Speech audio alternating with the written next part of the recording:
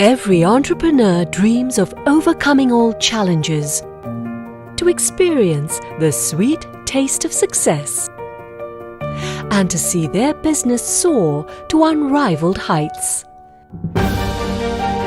Affin Bank propels your business forward by offering banking without barriers and supporting your business goals.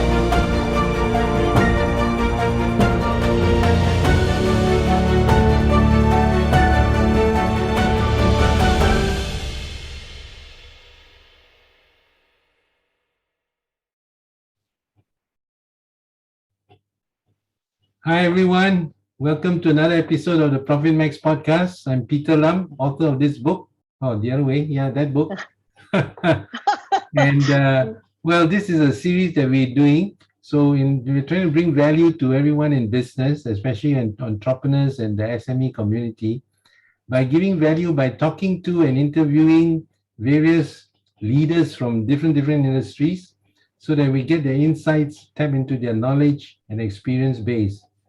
So today we have with us Dato Munirah Looi, whom I'll introduce in a little while. But basically, in this time, we think that most businesses are affected. And when we think about those businesses that are not affected, we think first of all of the glove industry and the PPE industry and things like that. But well, one of the businesses that's powering through the pandemic and doing well and growing actually is Munirah's business, which is in the business of business process outsourcing and human CRM, human capital, and all that. So so we're very privileged to have with us Munirah, and Munirah has got a credentials that I guess you can say runs into pages, no? But very quickly, she's an MBA graduate from UK, majoring in HR management. She's also a member of the International Who's Who of Professionals and life member of International Business Leaders. So she has a lot of experience in the areas of customer relationship management, customer experience management, and so on. And she's the founder and president and CEO of Brandt International, which specializes in the areas of business transformation, consulting, and outsourcing, with offices in KL, Singapore, Jakarta, and Manila. So without further ado, let me bring on Dato Munirah. Hi Munirah, how are you? Hi Peter, I'm good. Thank you very much for having me on this show. Great. Okay. Yeah. So Munirah, maybe we could start by you telling us a little bit about, fill in any gaps that I missed out on your background, and then maybe tell us a bit about your business and how did you get it started, no? Okay, all right. So once again, thank you very much for having me on the show. And well, I'm just a very ordinary person. I'm a wife, a mother, daughter-in-law. I'm an explorer, educator, and a mentor. And I love coffee. And very importantly, I am a woman agenda advocate. Yeah. So as introduced, I am primarily the founder as well as the CEO of Brandt International. We are primarily very much a digital and a customer experience consulting outfit, but we have essentially evolved our business. And the other part of the business that we manage is actually called a business process outsourcing. Yeah. So prior to setting up the Brandt International, I have a total of about 20 years of corporate experience, and I have gone through various functions within the corporates, obviously in customer experience, human resource, business process redesign, operations excellence, project management, and business and organizational development activities. Yeah, and I worked in multiple cities in Asia. And my last assignment was primarily a global assignment, which was based out of New York in the States for about 5 years before I decided to come back home to Malaysia. And essentially, that's how I started Brandt International. Yeah. So what do we do in Brandt International? I started this company about 17 years ago now. We help our clients to deliver customer experience and best business value through people and operations excellence, right? So what it really means, it's today we actually help our clients to manage their customer interactions. And typically on a daily basis, we manage about 20,000 customer interactions across multiple projects that we have. And that's equivalent to about more than 7 million customer interactions per year. Wow. And our clients are primarily very much mostly high growth internet companies and MNCs. And today we support markets, obviously Malaysia, but primarily Singapore, Hong Kong, as well as China. And we are currently also in the process of opening up new markets in the US, UK, as well as in Australia. Yeah. So with 17 years of operations, my company has grown from a one-man show to now I have a workforce of about close to 1,000. Wow. Yeah, and we have been steadily growing year on year. We have achieved a CAGR growth of about 29% yearly since 2009. And last year was a very extraordinary year for us. Despite COVID, we actually achieved a 35% increase in our revenue. So it has been a very extraordinary year from both top line as well as the bottom line as well. Yeah, those are pretty amazing numbers, no, Munirah? So yes. have private equity companies been putting up feelers or something? Yes. We've got a couple of opportunities that is right in front of us right now. So I guess, yeah, so we'll just wait for the right timing. Yeah. Wow. All right, man. Okay. Yeah. Thank you. Yeah. So I was going to ask, how did you spot the gap or the market opportunity when you got started? Well, I guess, 20 years ago when I was still running and driving, I was holding a global role in one of the foreign banks, right, globally. And my role was really to enhance the customer value proposition for their consumer business. And I was expected to grow the customer base to have 1 billion customer base throughout the world, right? Okay.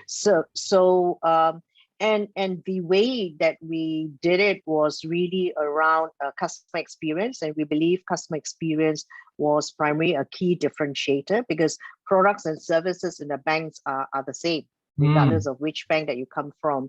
And we knew that the only way to stay number one and to stay competitive was really to differentiate ourselves through customer experience, right? And it's so true in today's context as well. So when and during this time, I guess I found passion in what I do. I love what I do because, you're kind of value adding to the organizations, because you're given an opportunity to kind of create impact, right?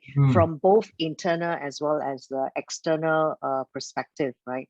So I enjoyed what I was doing then, and I thought, since it was time for me to come home back to Malaysia, considering that the kids was growing up and all that. So I've decided to come home and continue to do what I love to do. And that's how I started Brandt International. Yeah. Okay. And if you look at from today's context itself here, customer experience has even become much more challenging than before. Simply because customers are getting very, very knowledgeable. They're getting very savvy, customers now also have very, very are more demanding, right, in terms of quality customer service. They no longer depend on a single channel of how they want to do business with you. You're beginning, customers are demanding, multi-channel, anytime, anyhow, and anywhere, right? So and the demands and the needs are very different. If you're selling to a baby boomer, it's kind of very different from if you're selling to the millennials of today, which forms the largest buying segment in today's context as well. So I think from a market perspective, I think the customers are getting very savvy in terms of how they want to do business with you. And then if you look at it from a business perspective, obviously we find that businesses are very slow in adapting to the customer's demands, right? Especially in riding the digital transformation, the digital wave, right? They're kind of slow in adopting this, but I think COVID has essentially accelerated this adoption, and now we're beginning to see more and more people, going into the digital space. But then, obviously, the question for a lot of companies would be, the kind of investments that I need to put in, right, into the technology represents a budget, a CapEx expenditure. And potentially you also have businesses who may not have the internal capabilities to do it, right? And that's the reasons why in times like this, outsourcing becomes a very important strategy for a lot of businesses, right? So that they can kind of leverage on our operations excellence, as well as our ability to hire and manage people more effectively to help them to deliver customer experience. Okay. Tell me, Munirah, share with me, how do you go about attracting these clients, or how do they come and look for you? What's the... Well, it is never easy. Market access has continued to be a challenge. But I guess, what is really important is, to start small in a partnership with our clients. And I think that's what we did. We actually grow with the client over time, and working with the clients as a partner rather than a vendor supplier kind of relationship. So I do spend a lot of times in building that client management component, and I believe that it's far easier to sell to existing customers than going to acquire new customers, right? So I think so I think our strategy has always been, once we've got a customer with us, we would continue to value add, and we continue to deliver our promise, so that it kind of increases the stickiness between us and the client, and that's how we grew. All right. I mean, I can kind of give you an example about a client that started with us with just 30 agents, right? 30 people to manage their customer experience, and today this account we are managing about 350 people. Wow, that's more than a tenfold growth, huh? 10, yes, exactly, and within a span of 12 months. So that's how, Wow, within 12 months, wow. So are you saying that they had 30 people that they were managing internally, then they outsourced that whole division to you, and you help grow their business now to have a support team of 300 people supporting them? Yeah, well, there are many models in terms of how we operate. Like one model is like what you have said. I may have an existing operations, but I'm not able to scale, so therefore they will work in partnerships with an outsourcing party like us, right? Or sometimes it could be a client who wants to manage their customer experience, and they believe that customer experience is the key differentiator in the market, right? But they have no clue how to do it, or they may not have the enough budget to invest in CapEx and technology and all that. So that's where they kind of come to us and says, can you help me to set this whole thing up and help me to manage these operations. So you kind of have that two model, right? One is I don't have an operations, please help me. The other one is I have an existing operations, but I can't scale, or I'm not doing it well. Please help me to kind of enhance the operations so that I can be differentiated in the market itself. Okay. Yeah. So when you do that for them, Munirah, I guess you charge a fee, right? Yes, of course. Okay. Yes, Okay. yes. All right. We that's where our Revenue.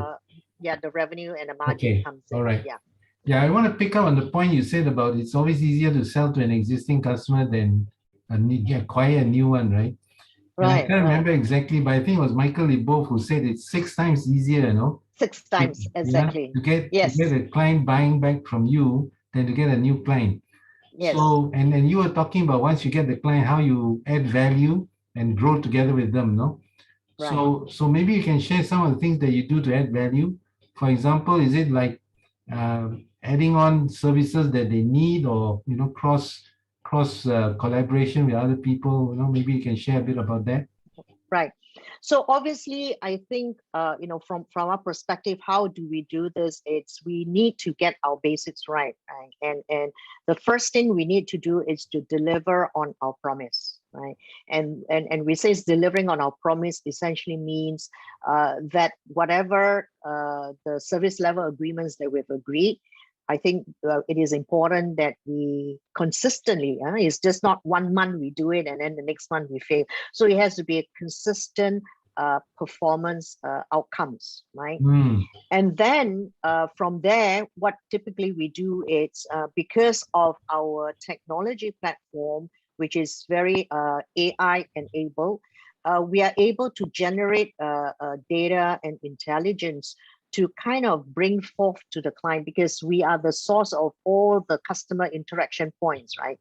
So we kind of know the types of customers that call in, the nature of the calls, and what product is the main concerns, and what kind of request that the customers is coming for. So we kind of use this information to provide insights to the customer, our clients, and actually make recommendations in terms of what needs to be done, to kind of win back or continue to win over the customers itself here. So that's really a way that we kind of value add. It's offering business intelligence, all right? Okay. And then at the same time, we so constantly using innovate. data analytics and giving insights, customer insights into their customers, huh?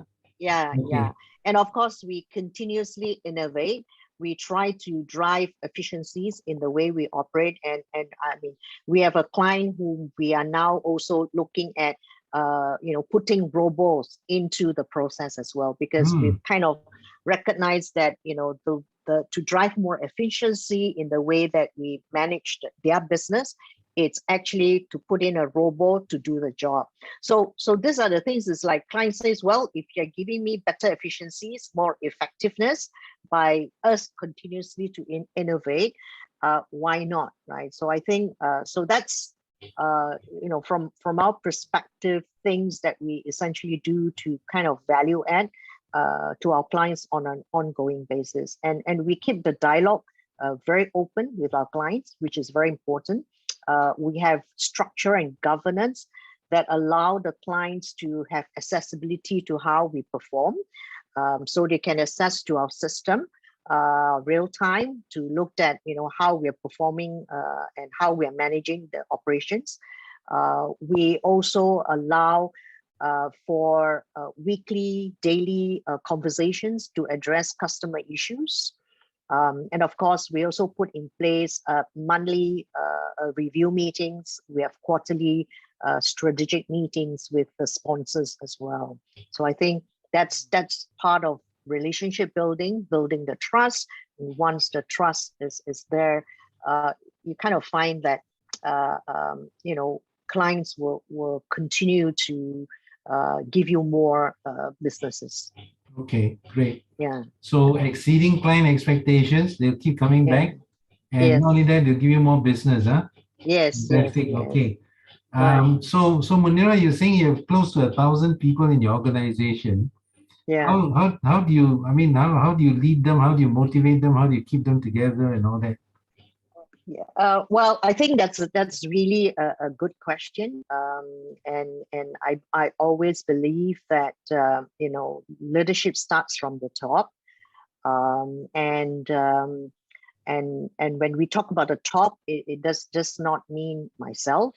I think the key is really hiring the right people Mhm. with the leadership skills. So beyond the technical know-how, it is really important to be able to bring a right fit in as far as the leadership team or the senior leaders are concerned, who are very aligned in terms of our vision, who is very aligned in terms of our values of the company, right?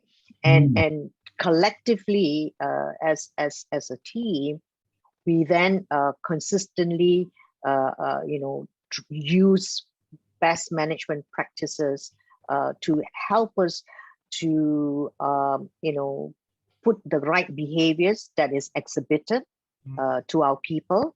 And that's really about consistency in the way that we operate.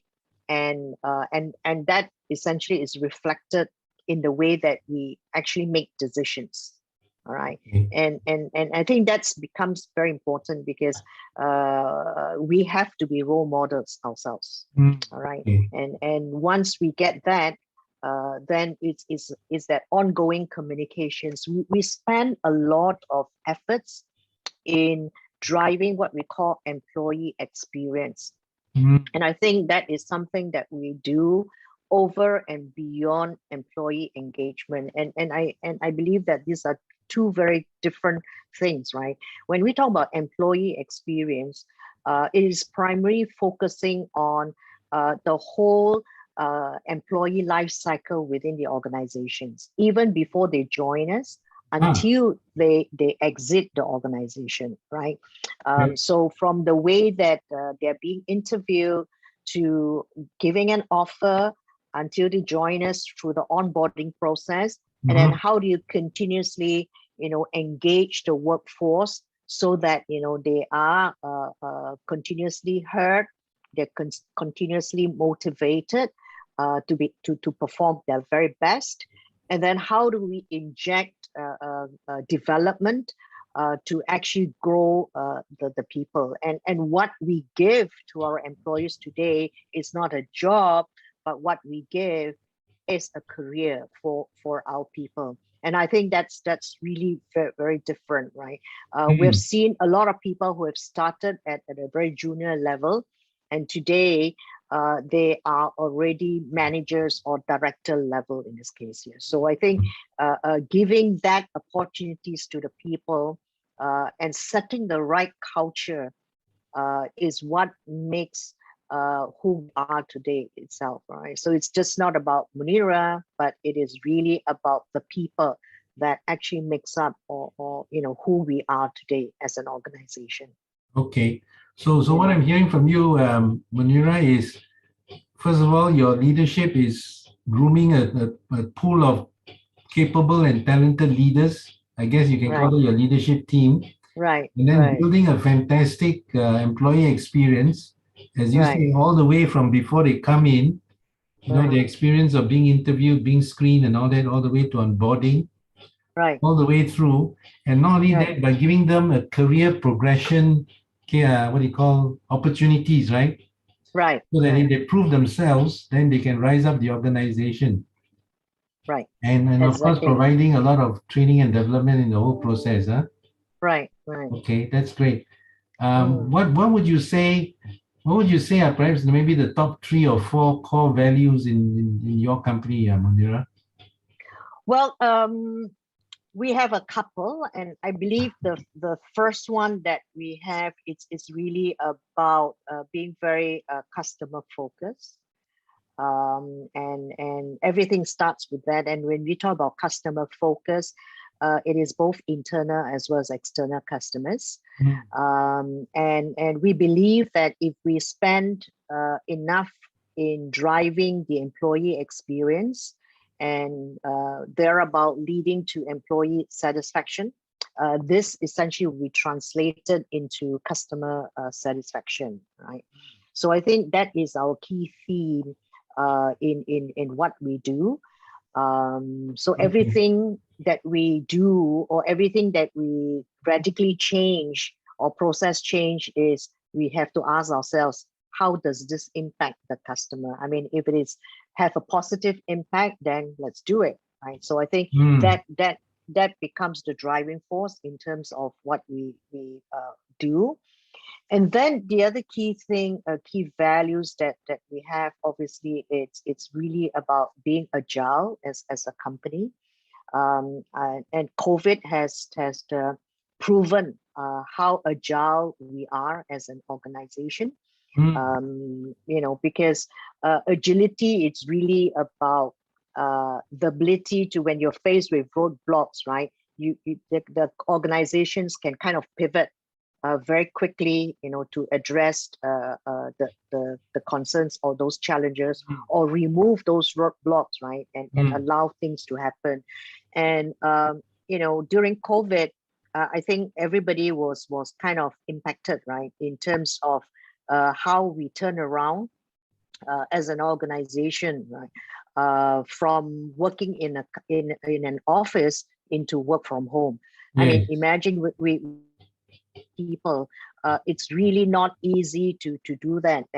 And thanks for the IT transformation that we did in 2019. It was very easy for us to kind of move from a office environment into a work from home environment. We had no issue. In fact, day one of the lockdown, 100% of our operations was work from home. Wow. Right.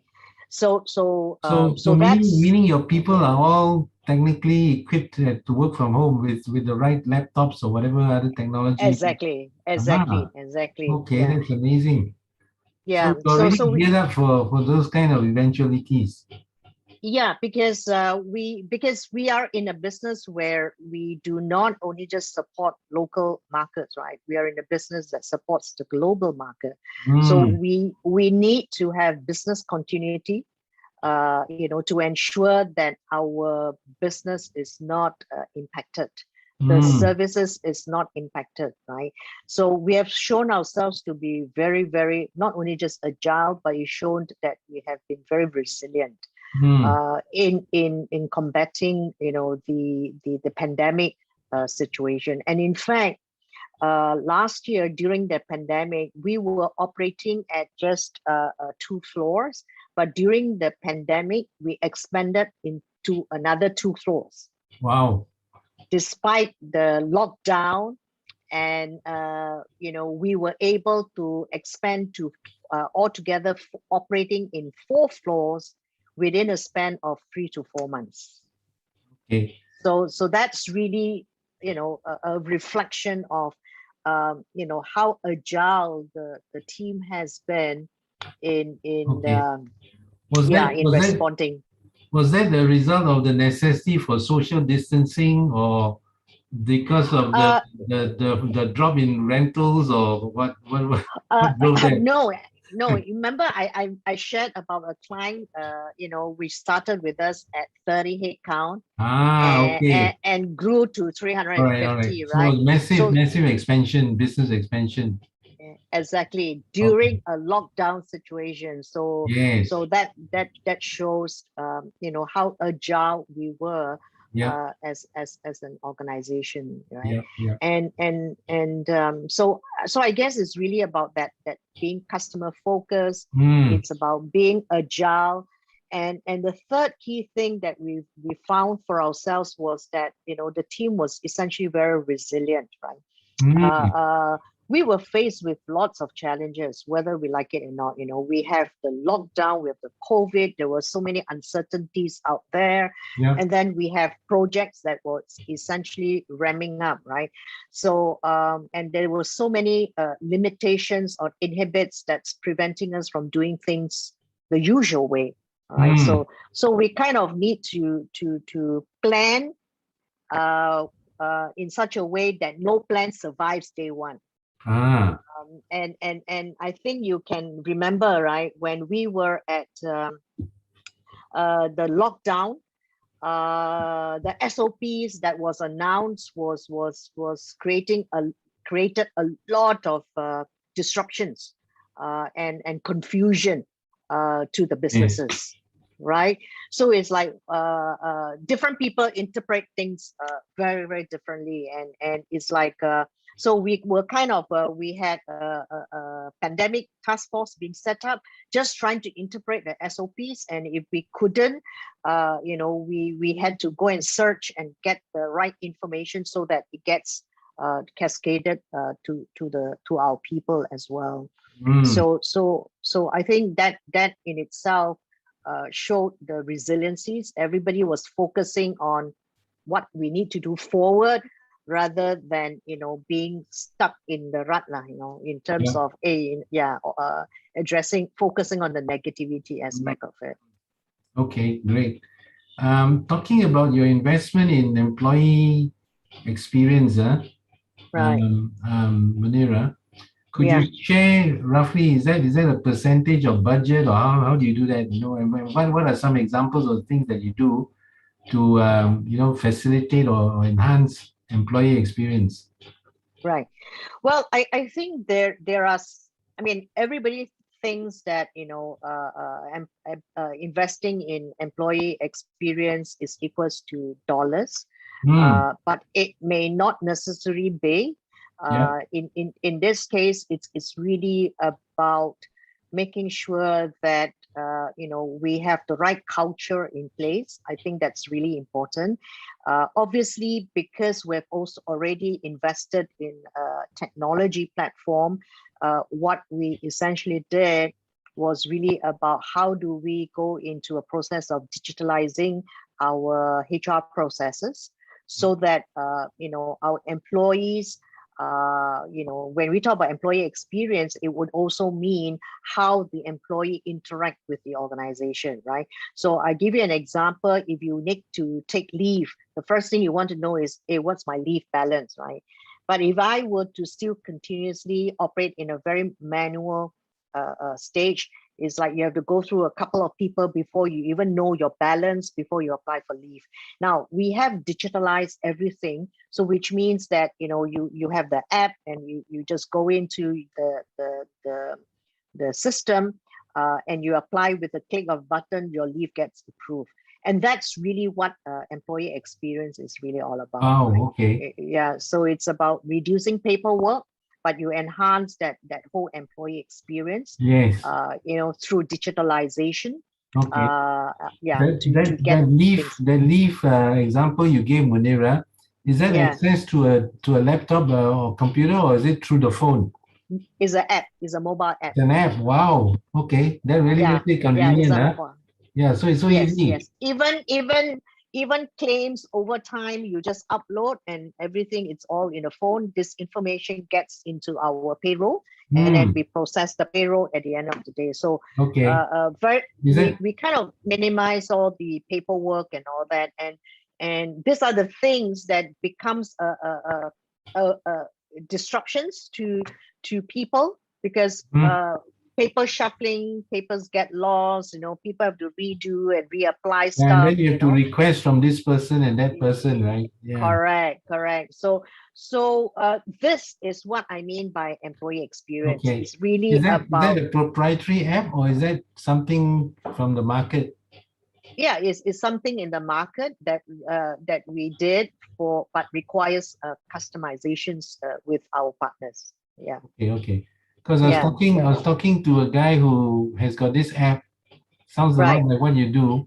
So just wondering, whether it's called Wizzo. There's lots. Yeah, there's lots of application in the market today. Okay. Right. But that's really what we say as employee experience, right?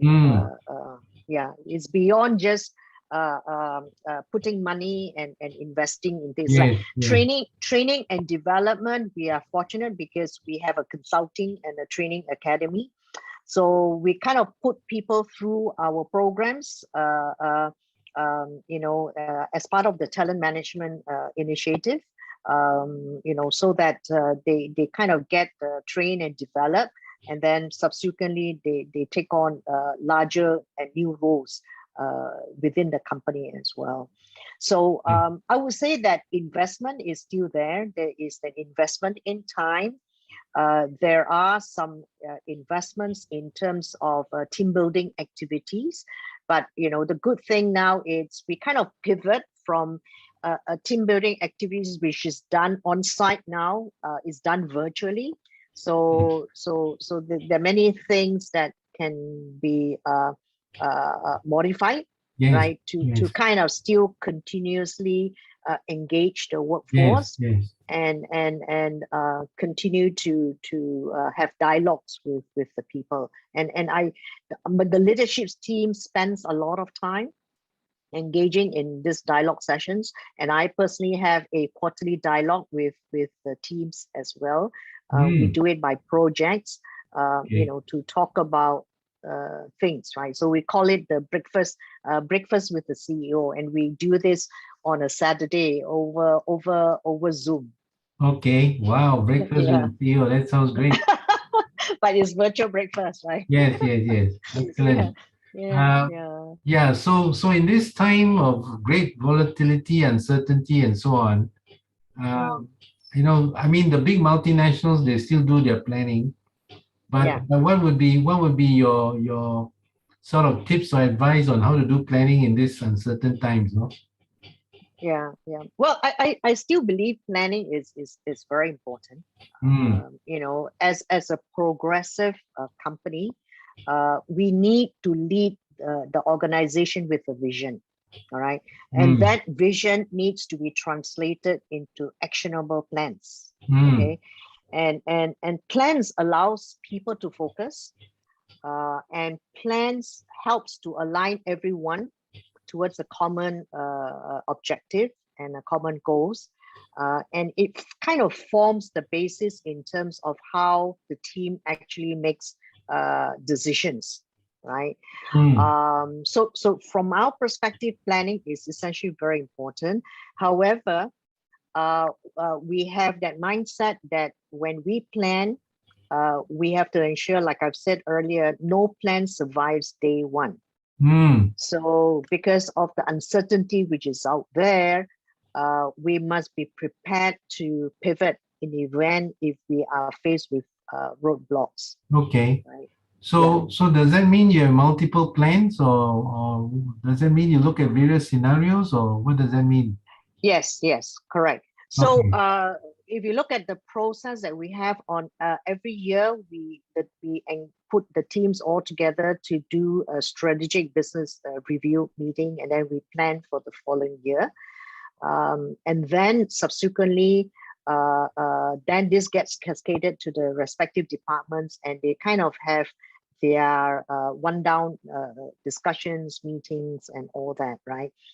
But as a leadership team, we meet on a weekly basis. So we have a touchdown meeting, and then we kind of get updates from every leader in terms of what needs to be done and what needs to be fixed, right? Okay. So this is done with a lot of vigor, with a lot of intensity, and typically we don't miss any of those meetings. Okay, great, excellent. Yeah. So one last question, Munirah. Right. What would be one or two pieces of advice for business owners and entrepreneurs during this time? Well, I guess from my perspective, I think in times like this, it is very important for us to stay resilient, right? And when I mean resilient, it means that we may have failed, or business is not as what it used to be. So those as a resilient leader, you kind of want to see this as a temporary setback, but don't allow this to kind of stop us from moving ahead. So we kind of need to move forward. And that's really, from my perspective, being resilient is, right?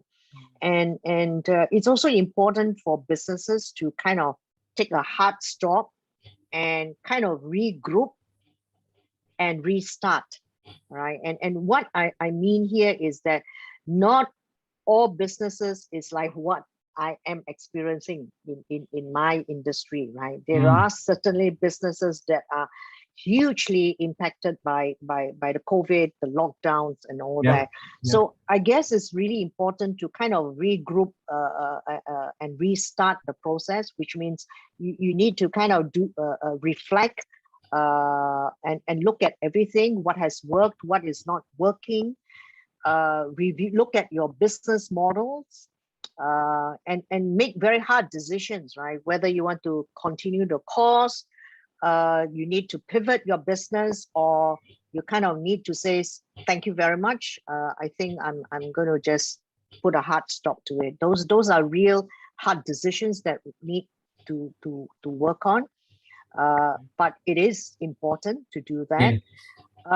And if you need to restart, right, restart the business in whatever forms. But I think my personal advice is follow your passion, right? I think that's very important. It has to work for me. It is passions that's driving me to the business in terms of what it is today. And I believe every one of us has to have that passion. So let that passion drives your business. Okay, excellent. Yeah. That's really excellent. No, 2 or 3 pieces of really good advice. Take a hard look, regroup if necessary, and make sure that you do something that you're passionate about. Yeah. Because otherwise things will fizzle, and you will not be able to go through this kind of challenges. No, you don't like what you're doing.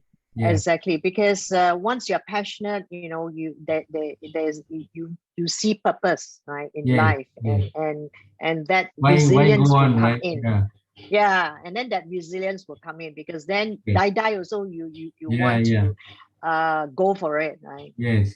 Okay. Yeah. All right. So on that note, Munirah, thanks so much. Really appreciate it. Thanks, Peter. Thanks very much for having me. Take care. Okay, take care.